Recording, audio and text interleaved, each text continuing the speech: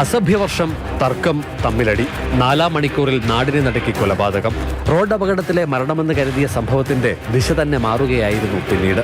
അമ്പാടി സുരേഷിനെ കാർ ഇടിപ്പിച്ച സ്ഥലം, ഇവർ കാർ ഉപേക്ഷിച്ച ഇടം, ആദ്യം തമ്മിലടിച്ച ബിവറേജസ്, ചില്ലറ വിൽപ്പനശാല എന്നിവിടങ്ങളിൽ പ്രതികളെ എത്തിച്ചു. പ്രതികളിൽ അരവിന്ദ്, അജോ, ശ്രീകുട്ടൻ എന്നിവരെ മാത്രമാണ് മന്ദമരുതിയിൽ എത്തിച്ചത്. ഞായറാഴ്ച വൈകുന്നേരം 7 മണിക്ക് ഇരു സംഘങ്ങളും തമ്മിൽ തർക്കവും കയ്യാങ്കളിയും ഉണ്ടായ മേഖല പ്രതികൾ കാട്ടിക്കൊടുത്തു. ഒപ്പം അമ്പാടി സുരേഷിന് നേരെ കാർ ഓടിച്ചു കയറ്റിയത് അരവിന്ദ് അന്വേഷണ സംഘത്തോട് വിശദീകരിച്ചു.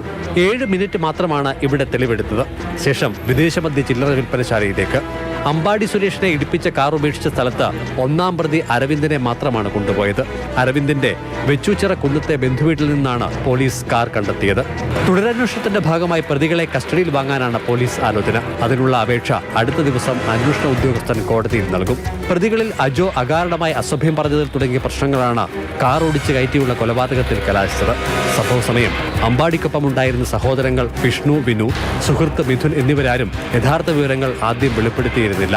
സംസാരത്തിലെ പൊരുത്തക്കേടുകൾ ബോധ്യപ്പെട്ട ബന്ധുക്കൾ കൂടുതൽ വിവരങ്ങൾ ചോദിച്ചപ്പോഴാണ് കാർ ഓടിച്ചു കയറ്റിയെന്ന സുപ്രധാന വിവരം അവർ പങ്കുവച്ചത്.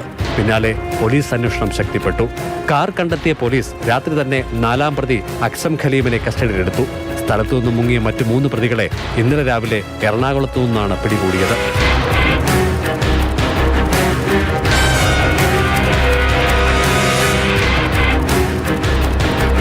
സിക്കി അഭിലാൽ, മാതൃഭൂമി ന്യൂസ്, പത്തനംതിട്ട.